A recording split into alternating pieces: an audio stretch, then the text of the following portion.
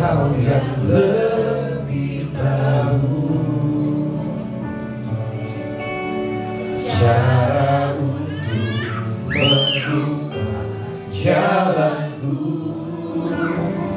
Engkau yang lebih mengerti cara untuk menolong hidupku. Ku percaya Kau Tuhan yang tak pernah gagal, menjadikanku lebih dari pemenang. Ku percaya Kau Tuhan yang tak pernah lalai, menepati janji-janji-Mu.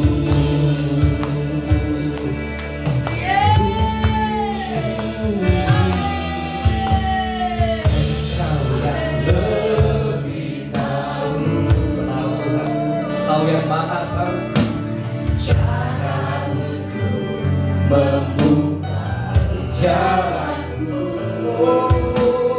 Engkau yang lebih mengerti menolong hidup kami Tuhan. Cara untuk menolong hidupku. Engkau yang lebih tahu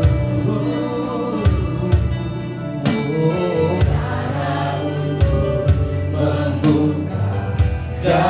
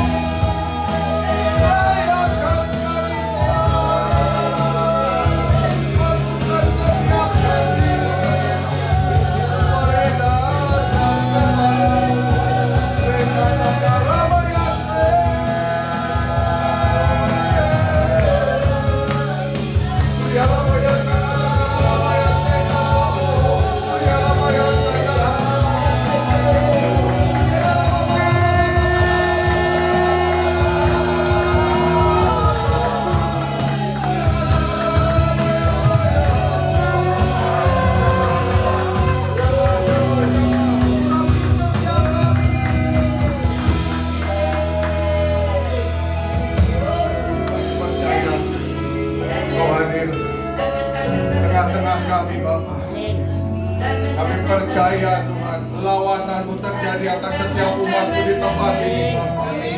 Kami percaya Engkau yang memberikan kekuatan, kemampuan kepada kami, untuk kami boleh terus bertekun kepada Engkau Bapa, untuk kami boleh terus memuji menyembah Engkau Bapa. Terus Tuhan selidiki hati kami, biarlah setiap kami memiliki roh yang menyala-nyala, kasih yang mula-mula terus ada pada setiap kami. Takut akan Engkau terus menyertai hidup kami Bapa. Mari lawan setiap kami Allah Roh Kudus, bertahta dan berkaryalah sebebas-bebasnya atas umat-Mu di tempat ini Bapa. Terima kasih Tuhan Yesus Kristus. Terima kasih Allah, terima kasih. Bapak-Mu berdoa Tuhan, agar setiap umat-Mu di tempat ini Tuhan, keluarga lepas keluarga Tuhan, mereka mengalami suasana surga Tuhan. Mereka terus ada dalam keharmonisan, ada dalam kebahagiaan di dalam keluarga Bapa, sehingga mereka senantiasa menikmati fasilitas surga yang Tuhan nyatakan di dalam keluarganya Bapa. Terus Tuhan rawat setiap kami, urapi setiap kami Bapa. Kami mau Engkau, kami butuh Engkau, kami perlu Engkau. Terus ajar kami Bapa, agar kami tidak menjadi jemaat yang biasa-biasa saja Tuhan, tetapi kami menjadi jemaat yang militan Tuhan. Kami mau menjadi jemaat yang menemukan yang Tuhan taruhkan. Sehingga kami boleh berfungsi, kami boleh berbuat, kami berada, kami mau berdamai Tuhan, kami mau melakukan bagian. Agar setiap rencana Tuhan di dalam kehidupan kami boleh tergenapi Bapa. Lawat umat, lawat mereka semua. Upgrade kehidupan kerohanian setiap kami Bapa. Agar kami di hari zaman ini Tuhan, kami selalu Tuhan mencari perkenan, selalu lebih lagi sungguh-sungguh kami di dalam beribadah, di dalam memuji menyembah Engkau Tuhan. Kami serahkan Tuhan semua jemaat PTC Cilegon hanya ke dalam tangan-Mu Bapa. Terima kasih Tuhan Yesus Kristus. Sebentar kami akan mendengarkan kebenaran firman-Mu. Berikan kepada kami telinga seorang murid, agar kami boleh dengar-dengaran kebenaran firman-Mu. Kami boleh menangkap setiap Tuhan firman yang disampaikan Bapa. Dan biarlah firman ini menjadi kekuatan bagi kami. Firman ini yang akan mengubah seluruh hidup kami. Firman ini yang menjadi rema, menjadi jawaban atas setiap pergumulan dan masalah kami Bapa. Terima kasih Tuhan Yesus. Hamba mohon Tuhan, Kau mengurapi hamba lebih lagi. Karena hamba sadar Bapa, hamba tidak mampu, hamba tidak bisa.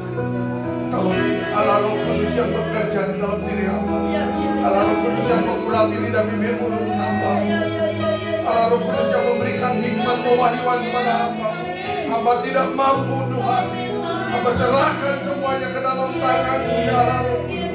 Berkaryalah sebebas-bebasnya atas tubuh hamba-Mu, atas lidah bibir mulut hamba-Mu Bapa. Terus sembunyikan hamba-Mu di balik salib-Mu Bapa. Biar hanya Engkau saja yang semakin besar Tuhan, hanya Engkau saja yang semakin dimuliakan, ditinggikan, dan hamba-Mu semakin kecil Bapa. Dan hamba mengucap syukur untuk anugerah yang Tuhan berikan kepada hamba-Mu Tuhan. Terima kasih untuk kepercayaan. Hamba-Mu boleh melayani Engkau Tuhan. Ini merupakan suatu kehormatan bagi hamba-Mu Tuhan.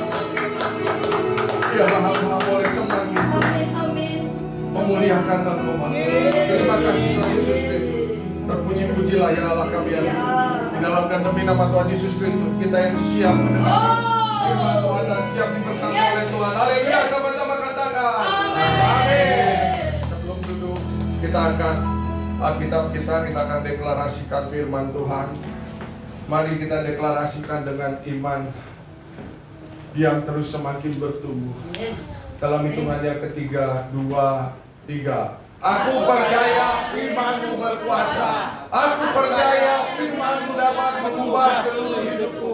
Aku percaya firman ini adalah Tuhan sendiri. Aku siap untuk menerimanya dan melakukannya dalam nama Yesus. Haleluya. Amin. Silakan duduk Bapak Ibu Saudara.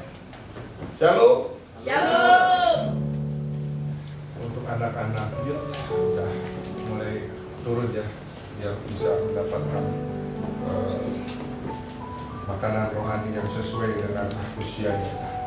Sebelum saya menyampaikan firman Tuhan, ada satu pengumuman, saya mohon perhatiannya ya. Nanti di tanggal 25 Oktober, hari Sabtu, jam 9 sampai jam 12, kita akan sama-sama mengadakan bakti sosial ya. Jadi WTC Cilegon bersama dengan Ministry Garam dan Terang yang ada di pusat juga bekerja sama dengan Grand Krakatau, kita mengadakan bakti sosial tanggal 25 Oktober ini, hari Sabtu, jam 10 sampai jam 12 siang. Tempatnya di depan, di tempat parkir depan. Kita akan pasang tenda 2 yang cukup besar, 6x12 dan 6x8 ya. Di mana bakti sosial ini kita akan mengadakan pengobatan gratis ya. Target kita ada 200 orang ya untuk pengobatan gratis. Yang kedua, kita juga akan membagikan kacamata baca. Kacamata baca ya, bukan kacamata minus ya, tapi kacamata plus ya. Dengan ukuran dari 0,75 sampai ukuran 4 ya. Jadi yang butuh atau yang memang mau mendapatkan kacamata baca, silakan nanti tanggal 25 datang untuk diperiksa dulu ukurannya yang mana ya. Itu yang pertama, kita pengobatan gratis. Yang kedua, kita mau membagikan kacamata baca dengan target 100 orang. Yang ketiga, kita juga akan membagikan sembako ya. Sembako ini untuk masyarakat di sekitar kita dari kelurahan-kelurahan, nanti dikoordinir oleh Grand Krakatau ya. Jumlahnya sekitar 200 paket sembako ya. Tetapi kalau memang ada yang membutuhkan, karena ini sembako ini pakai kupon ya. Kalau pengobatan gratis mungkin bisa langsung datang, tapi kalau sembako memang pakai kupon, jadi harus mendaftar ya. Nanti bisa daftar ke Kakak Febri atau ke Ibu Siane ya, siapa yang memerlukannya ya. Tapi saya berdoa ya, semua acara ini boleh berjalan dengan baik dan lancar. Amin. Ya, karena kita memang mau menggenapi visi menjadi gereja yang bisa berdampak atas lingkungan, bisa memberkati kota Cilegon ini. Amin. Yang selanjutnya nanti juga di sana ada apa ya, kayak tebusan pakaian layak pakai ya.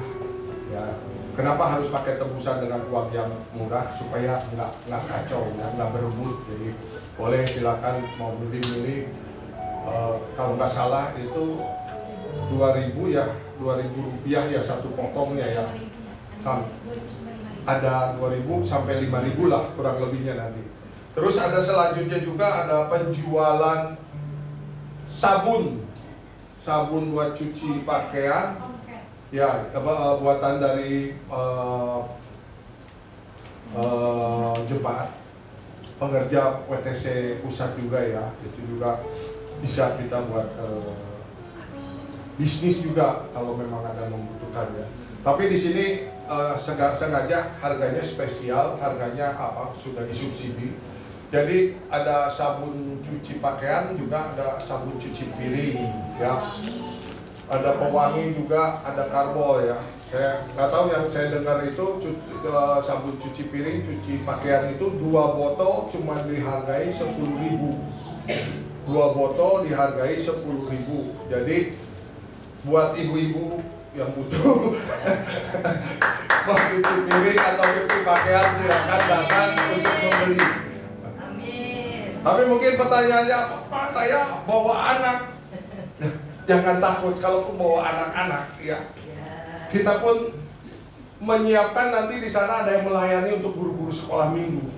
Jadi dari pusat dan bekerja sama dengan di gereja lokal ini, nanti kalau ada yang mau anak-anak langsung aja kita titipin. Jadi kita bebas untuk ngeliat itu, untuk mau berobat atau mau ini, jadi kita bebas. Anak-anak kita aman seperti biasa, ada yang ngurus, ada yang mengajar ya. Jadi itu aja sementara informasi dari saya tanggal 25 Oktober hari Sabtu jam 9 sampai jam 12 kita ada bakti sosial, tempatnya di parkir depan ya. Oke, kita masuk ya. Jadi pengajaran yang sekarang ini agak berbeda dengan yang sebelum-sebelumnya ya. Karena setiap tahun Bapak Gembala ini selalu mengajar tentang keluarga, selalu mengajar juga tentang keuangan, juga selalu mengajar tentang panggilan setiap daripada kita ya.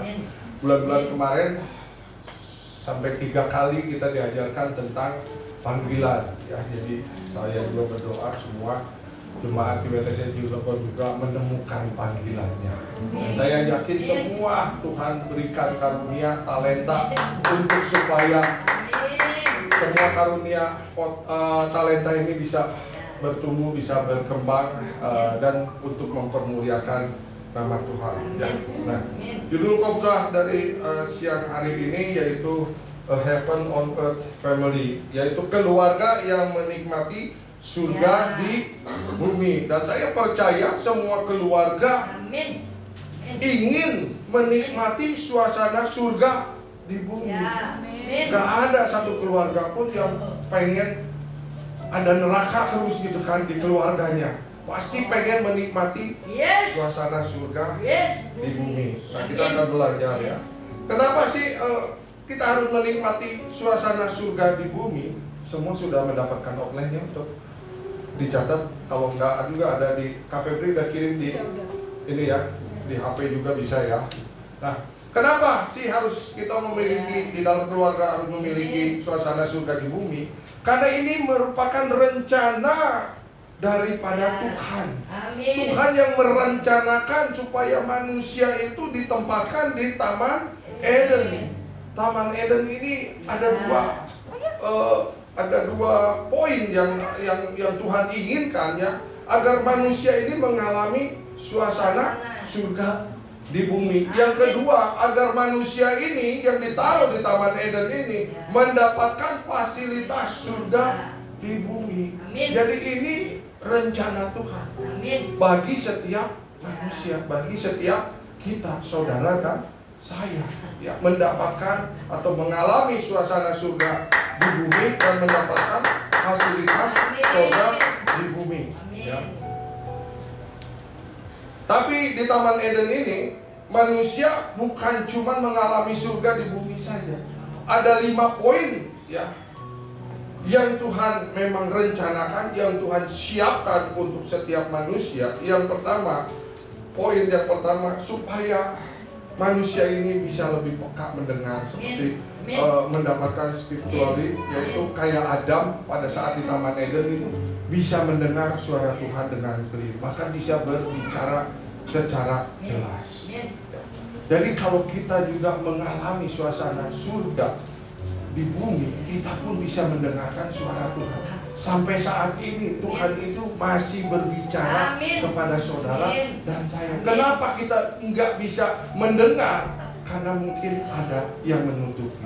Kita yang harus introspeksi diri. Biasanya yang menutupi itu karena kita kurang fokus kepada Tuhan. Karena ada dosa-dosa yang menghalangi kita. Kita kurang bersekutu lebih lagi sungguh-sungguh kepada Tuhan. Itu yang biasanya menghalangi kenapa kita kok gak bisa mendengar suara Tuhan dengan jelas. Jadi mari kita genapi visi ini menjadi jemaat yang kudus. Amin. Supaya kita bisa lebih clear lagi mendengar suara Tuhan. Yang kedua yang memang Tuhan rencanakan di Taman Eden, yaitu kita memiliki mental yang sehat, memiliki jiwa yang sehat ya.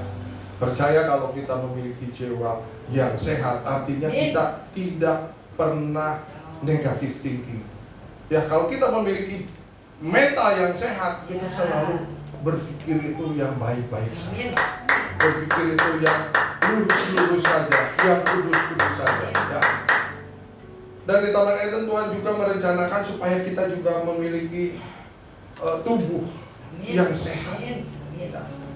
Tubuh yang sehat. Kita sudah diajarkan bagaimana kita harus memiliki tubuh yang sehat, yaitu ya kita punya istirahat yang cukup, makanan yang sehat, olahraga, ya, jangan berpikir juga yang negatif, supaya kita itu memiliki tubuh yang sehat. Dan juga Tuhan merencanakan bahwa keuangan setiap kita itu selalu diberkati oleh Tuhan.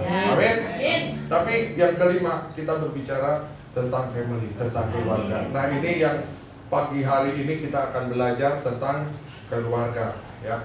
Jadi sekali lagi, di Eden itu bukan cuman Tuhan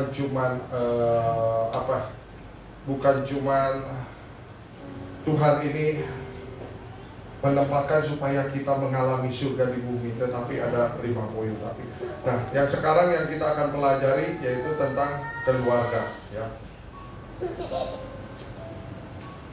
Jonathan Edwards mengatakan, Eden merupakan contoh dari surga di bumi yang ideal, di mana semua aspek kehidupan manusia dapat berkembang dan tumbuh dengan baik di bawah kehendak Tuhan. Jadi, Taman Eden ini merupakan contoh surga di bumi yang ideal bagi saudara dan saya. Oleh karena itu, yuk kita selalu ada di Eden untuk mengalami suasana surga dan mendapatkan fasilitas surga di bumi. Dan kita sebagai manusia itu dapat berkembang dan bertumbuh dengan baik sesuai dengan rencana dan kehendak daripada Tuhan.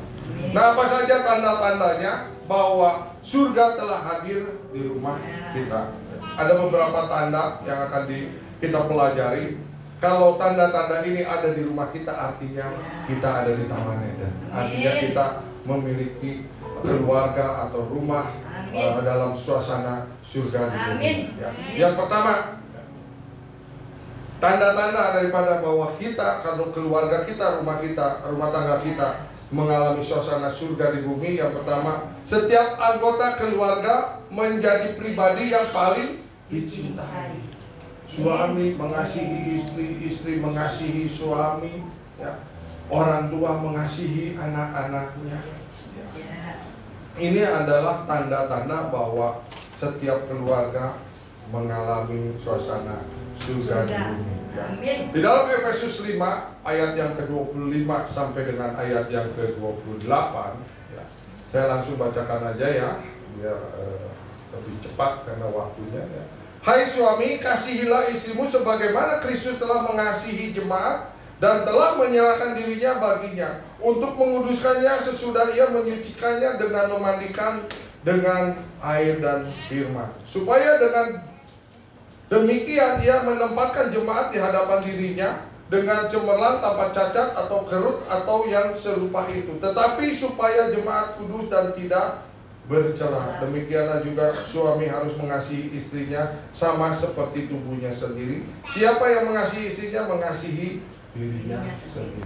Ini tanda kalau kita saling mengasihi dan kita paling dicintai oleh keluarga. Saya percaya semua mengasihi dirinya sendiri, betul nggak? Nah, oleh karena itu kita terhadap pasangan kita terhadap anak-anak kita juga seperti kita mengasihi diri kita sendiri. Amin. Jangan saling menyakiti. Tapi ada nggak di dalam keluarga yang kepahitan, anak kepahitan sama orang tua, istri kepahitan sama suami, suami kepahitan kepada istrinya?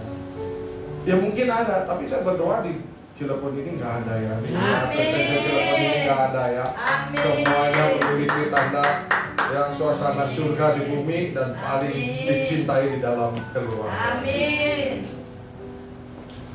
Mother Teresa mengatakan keluarga yang penuh kasih adalah tempat pertama di mana surga menyentuh. Amin. Keluarga yang penuh kasih adalah tempat pertama di mana surga menyentuh. Amin.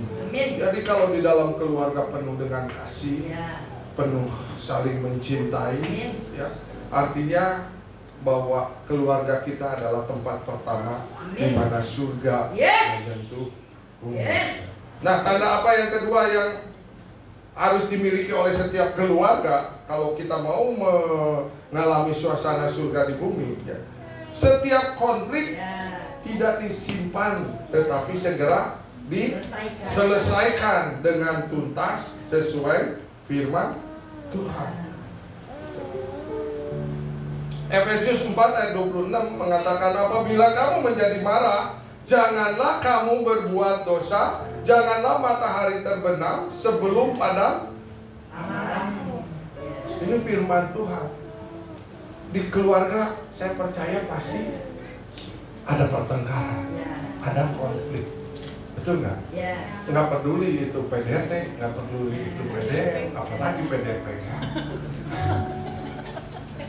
Pasti ada pertengkaran. Nggak peduli itu bos, nggak peduli itu karyawan, pasti ada pertengkaran. Tapi firman Tuhan mengajarkan di sini di dalam Efesus 4 ayat 26, apabila kamu menjadi marah, janganlah kamu berbuat dosa, janganlah matahari terbenam sebelum padam amarahmu. Firman Tuhan mengajarkan kalau kita berkonflik, jangan sampai melewati matahari terbenam. Jangan sampai 3 hari pasangan suami istri berantem gak berhenti-berhenti, tidur pun sampai punggung-punggungan. Ini artinya kita sudah berbuat dosa. Selesaikanlah, ya, dengan tuntas sesuai firman Tuhan. Makanya kalau di surga itu penuh dengan pengampunan, ya, harusnya di dalam keluarga kita pun, di bumi pun harus penuh dengan pengampunan. Berantem atau marah itu memang nggak bisa dihindari, ya. Apalagi yang seperti saya udah tinggal berdua di rumah gitu kan, ke depan ketemu lagi, ke belakang ketemu lagi, kamar tidur ketemu lagi.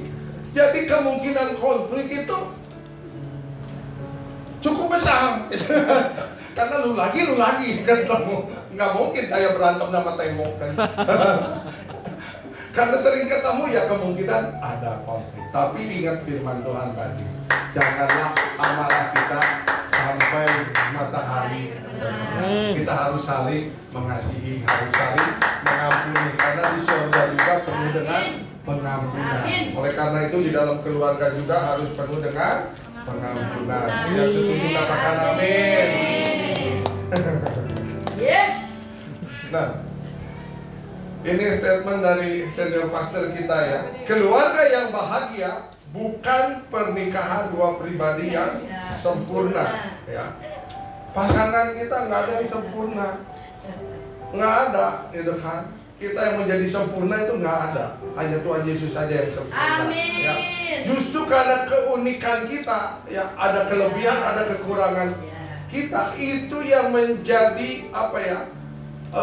Saling menutupi, saling melengkapi. Kekurangan saya dilengkapi istri saya, kekurangan istri saya dilengkapi saya. Karena setiap orang itu ada kekurangannya, ada kelebihannya. Jadi harus saling melengkapi. Nggak ada pribadi yang sempurna, tetapi kesatuan dua pribadi yang selalu mengampuni. Ini kuncinya.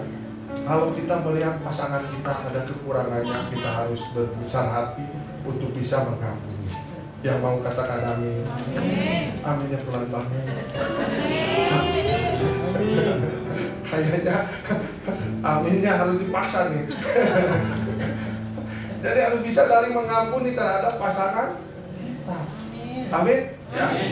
Ya. Saya pengen tahu di sini siapa yang pagi hari ini datang bersama pasangannya, boleh katakan. Suami istri, termasuk saya ya. Banyak juga ya yang datang dengan pasangan. Pertanyaan yang kedua, pada saat dulu menikah, apakah Bapak Ibu dijodohkan? Tidak. Ada yang dijodohkan, boleh angkat tangan? Ternyata nggak ada. Artinya apa? Semuanya berdasarkan pilihan sendiri. Betul nggak? nggak? Pilihan kita sendiri. Nah, kalau berdasarkan pilihan kita sendiri, suka nggak berantem? Itu bugemnya ngaku tuh suka. Kok istri saya doang yang mangut, yang lain nggak pernah berantem itu? Saya jadi kepengen malu. Karena kalau berdasarkan pilihan sendiri, ya harusnya nggak pernah berantem dong. Karena pilihan sendiri. Tapi kenyataannya suka berantem nggak? Suka. Baru ngaku. Berantem kecil-kecilan. Ya. Jadi walaupun sudah pilihan sendiri, tapi tetap ada perselisihan. Kuncinya apa? Pengampunan.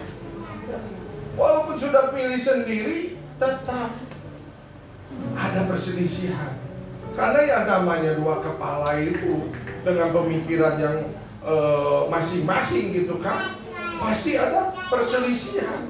Dan seperti saya, apalagi setiap hari ketemu gitu kan, ke depan ketemu, belakang ketemu, ke kamar ketemu gitu kan, perselisihan pasti ada. Makanya manggutnya paling duluan. Yang lain masih malu-malu. Tapi yang kita percaya, tadi saya katakan ya, enggak pendeta, enggak siapapun, perselisihan atau pertengkaran itu pasti tidak pernah bisa dihindari ya, karena memang kita manusia. Tetapi kuncinya sekali lagi apa? Pengampunan. Jangan sampai marah kita melewati matahari yang benar. Kita harus sudah bisa menyelesaikan dengan sama ya, dengan segera tuntas sesuai dengan kebenaran firman Tuhan. Yang ketiga, tanda apa yang harus ada di dalam keluarga bahwa keluarga ini mengalami sukacita? Harus ada sukacita. Ada tawa senantiasa memenuhi rumah, bukan menjadi sesuatu yang langka. Ada di sini suami istri nggak pernah bercanda? Hah? Ada nggak suami istri? Bapak suka bercanda di rumah Pak? Suka ya? Itu tandanya ada sukacita, ada tawa. Dan ini salah satu tanda bahwa surga itu ada di keluarga kita. Jangan suami istri itu terlalu serius gitu kan. Semuanya diomongin serius, nggak pernah bercanda, nggak pernah ada tawa. Waduh, itu repot banget ya kalau kita hidup dengan pasangan yang terlalu serius. Kita harus bercanda, kita harus punya bersukacita. Karena apa? Di Filipi 4 ayat 4 dikatakan bersukacitalah senantiasa dalam Tuhan. Sekali lagi kukatakan bersukacita. Kalau dalam satu ayat 2 kali ditulis bersukacitalah, bersukacitalah. Artinya apa? Ini adalah suatu perintah. Ini yang harus diperhatikan. Jangan lagi di dalam keluarga ini nggak ada canda, nggak ada tawa, nggak ada sukacita. Karena saling seriusnya kita. Ya. Kita boleh punya masalah, kita boleh punya pergumulan, tapi sukacita itu harus ada pada setiap. Kenapa? Karena Allah kita yang menghendaki supaya kita penuh dengan sukacita. Ya. Billy Graham mengatakan, sebuah rumah di mana Kristus hadir menjadi tempat di mana kegembiraan tidak pernah kering. Ya. Kalau Tuhan datang, kalau Tuhan hadir di keluarga kita, Tuhan pasti memberikan sukacita. Tuhan memberikan damai sejahtera. Tuhan memberikan keamanan. Tuhan memberikan kegembiraan kepada setiap kita. Walaupun masalah masih ada. Dan ini dikatakan tidak pernah kering. Kegembiraan sukacita dari Tuhan itu terus meluap kepada setiap kita. Damainya terus selalu meluap kepada setiap kita. Dan Allah kita disebut Allah Raja Damai. Ya. Pasti harus ada damai, ada sukacita. Amin. Yang keempat, tanda-tandanya bahwa di dalam keluarga, dalam rumah tangga kita ada suasana surga, yaitu setiap anggota keluarga merasa aman untuk menjadi dirinya sendiri. Anak-anak merasa aman dalam keluarga. istri suami merasa aman.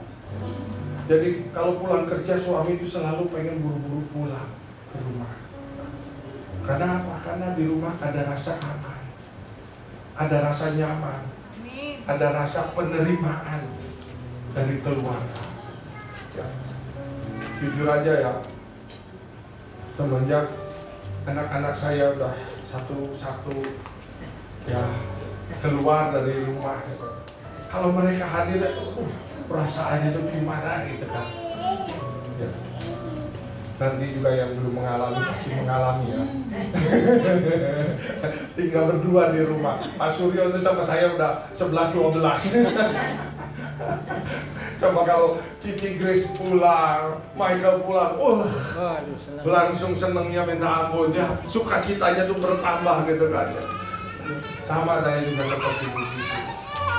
Jadi kita merasa aman, kita merasa ya, apa ya, komplit gitu kan ya. Ini yang harus dimiliki oleh setiap anggota keluarga ya, ada merasa aman dan menjadi diri sendiri. Nah ini yang paling pentingnya di dalam keluarga itu jangan ada kemunafikan.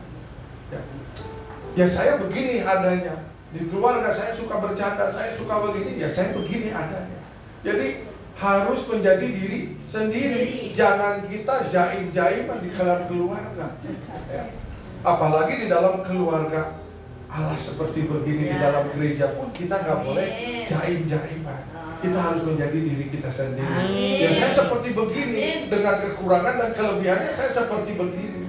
Jangan ada lagi jaim-jaiman. Begitu juga dengan Tuhan Allah kita. Jangan kita merasa wah hebat kerohanian kita. Tuhan tuh melihat hati kita. Amin. Tuhan tuh tahu. Tuhan itu gak bisa dibohongi. Walaupun kita berusaha dengan sekeras-kerasnya untuk wah kelihatan dewasa dalam kerohanian, enggak juga ya. Tuhan tuh gak bisa dibohongi. Oleh karena itu kita juga ada di komunitas gereja WTC, kita juga jadi diri kita sendiri, apa adanya. Ini saya ya. Di dalam Efesus 2 ayat yang ke-10 dikatakan, karena kita ini buatan Allah diciptakan dalam Kristus Yesus untuk melakukan pekerjaan baik yang dipersiapkan Allah sebelumnya. Ia mau supaya kita hidup di dalamnya. Pekerjaan baik waktu itu udah diajarkan di dalam panggilan itu ya, bahwa ini adalah tujuan daripada Tuhan.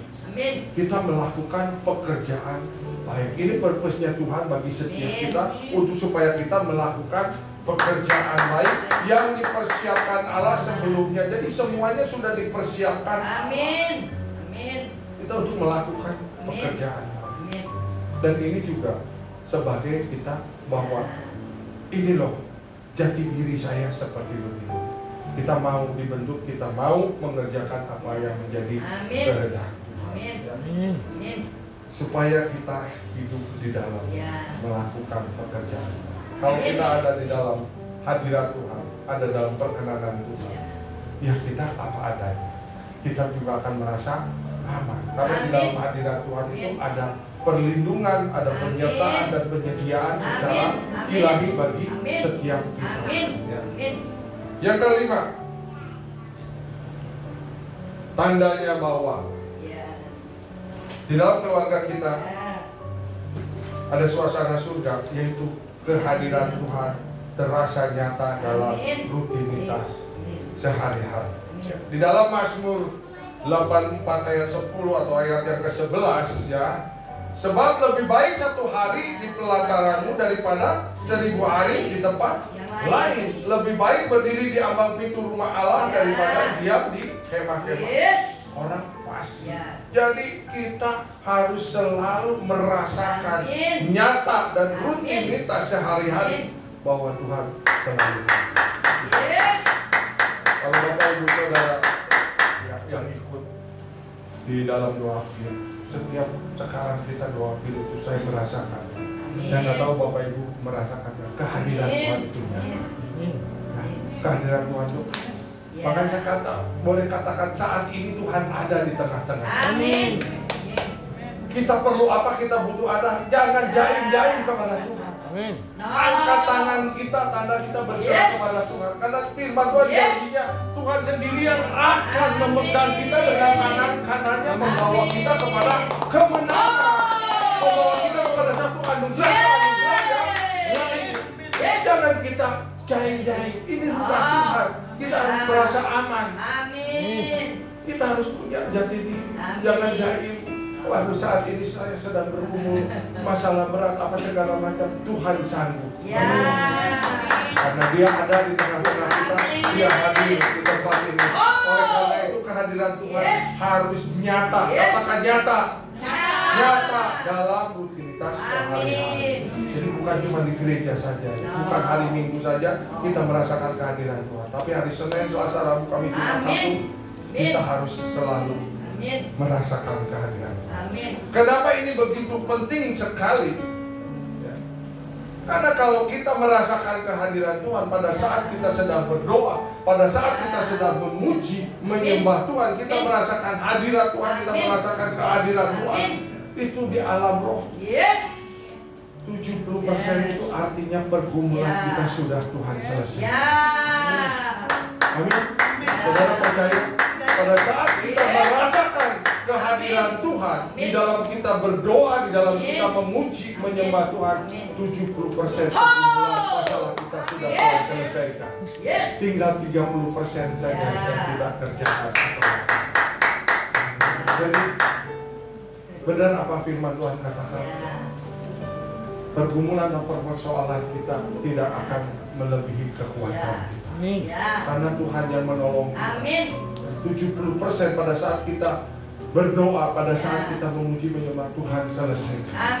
Yang tinggal 30%-nya yang lebih mudahnya yang harus kita kerjakan. Amin. Oleh karena itu sekali lagi tanda daripada setiap keluarga rumah tangga kita merasakan suasana surga yaitu adanya kehadiran Tuhan nyata dalam kehidupan kita sehari-hari. Nah sekarang bagaimana supaya mengalami surga di rumah? Yang pertama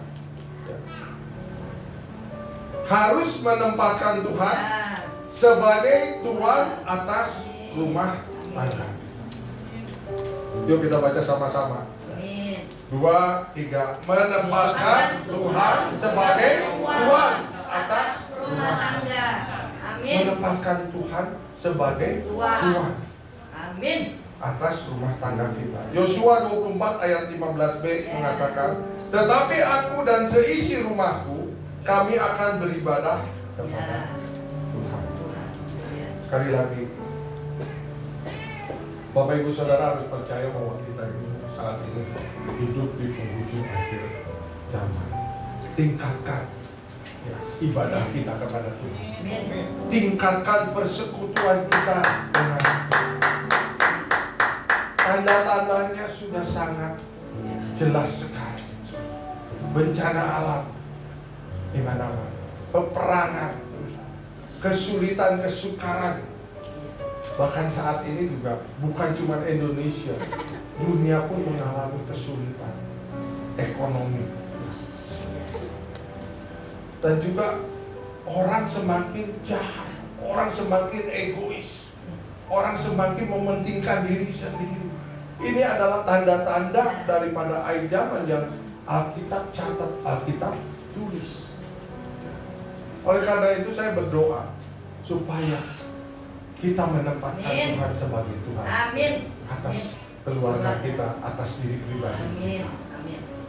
Ayo sama-sama sungguh-sungguh beribadah kepada Tuhan. Ayo sungguh-sungguh mencari Tuhan. Jangan ada lagi yang main-main.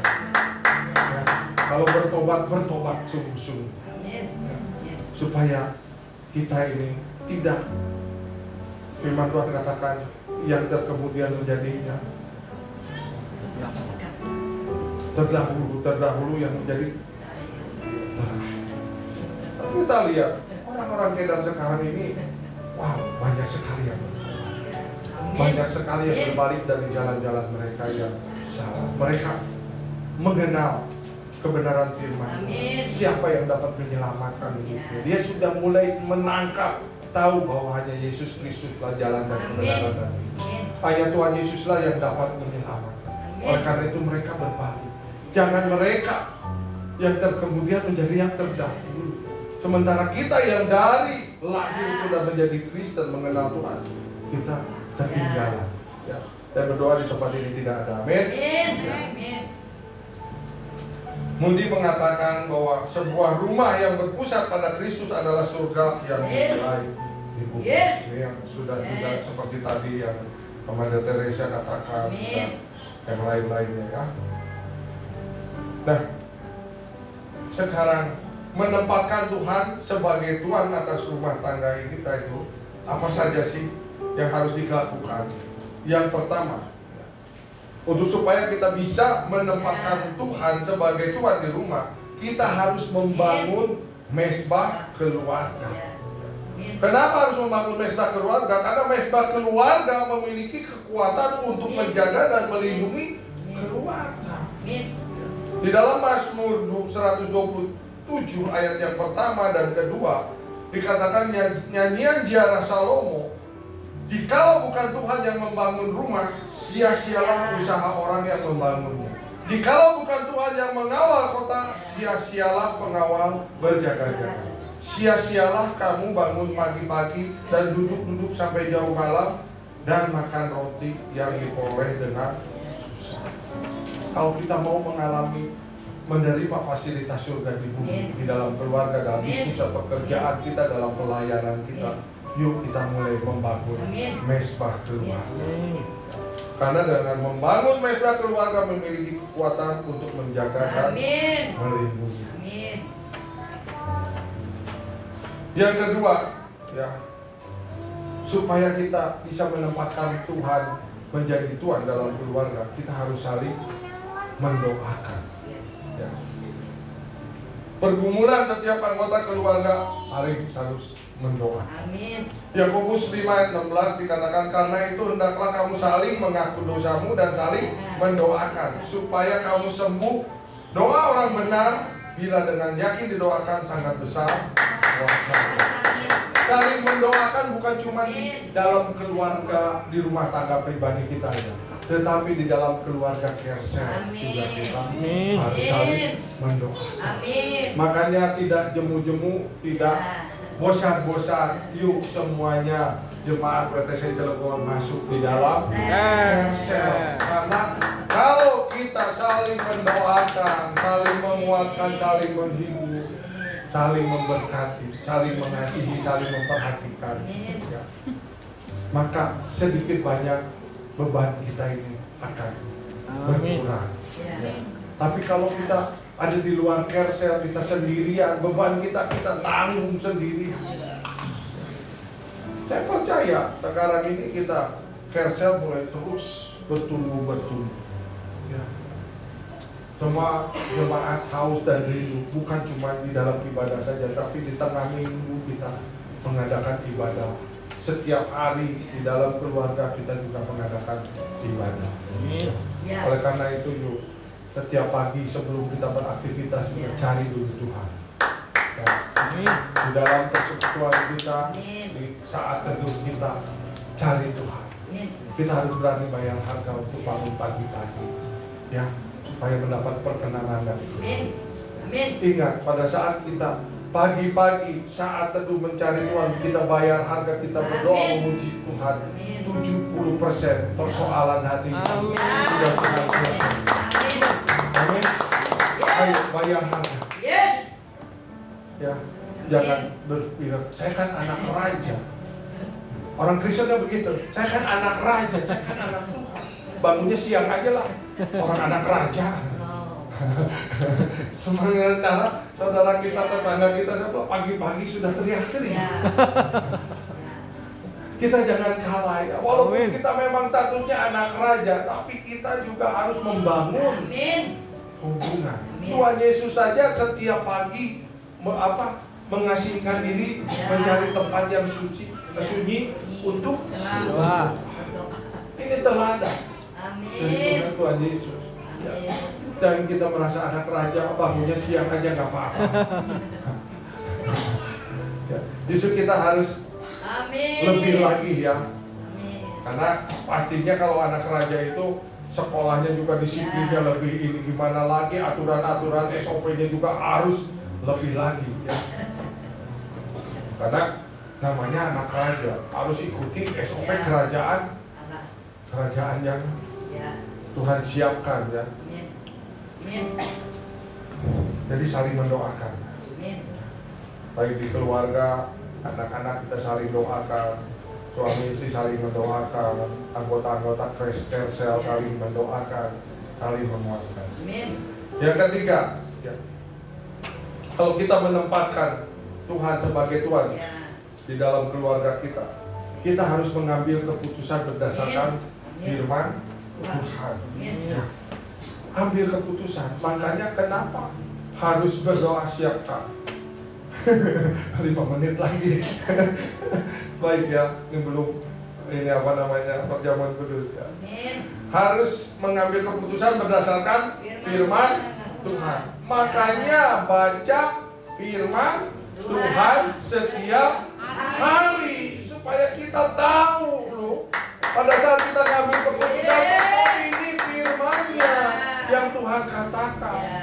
Karena kalau firman Tuhan yang menjadi pemimpin kita, maka keputusan-keputusan kita pasti benar. Amin. Tidak ada kesalahan. Tapi kalau berdasarkan hikmat kita, berdasarkan apa yang ada pada diri kita, kemungkinan salahnya besar.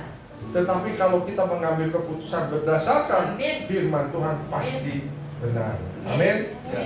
Jadi kalau suami istri mengambil keputusan berdasarkan firman Tuhan, maka rumahnya akan kokoh dan tidak goyah walaupun ada badai. Ya, Matius 7 ayat 24-25 dikatakan, setiap orang yang mendengar perkataanku ini dan melakukannya, ia sama dengan orang yang bijaksana yang mendirikan rumahnya di atas batu, kemudian turunlah hujan dan datanglah banjir, lalu angin melanda rumah itu, tetapi rumah itu tidak rubuh sebab didirikan di atas batu. Jadi kalau suami istri keluarga mengambil keputusan berdasarkan firman Tuhan, maka rumahnya akan kokoh, tidak akan goyah, walaupun ada masalah, walaupun ada pergumulan, ada badai. Ya.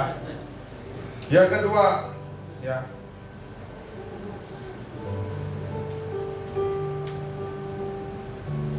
Bagaimana caranya supaya kita mengalami surga yang di bumi? Yaitu menciptakan ikatan kasih dan pengampunan. Dari awal tadi sudah diajarkan ya, kita harus kuncinya harus saling mengasihi, harus saling mengampuni ya. Elizabeth Elliot mengatakan, rumah adalah surga di bumi ketika kasih memerintah setiap hubungan di dalam keluarga.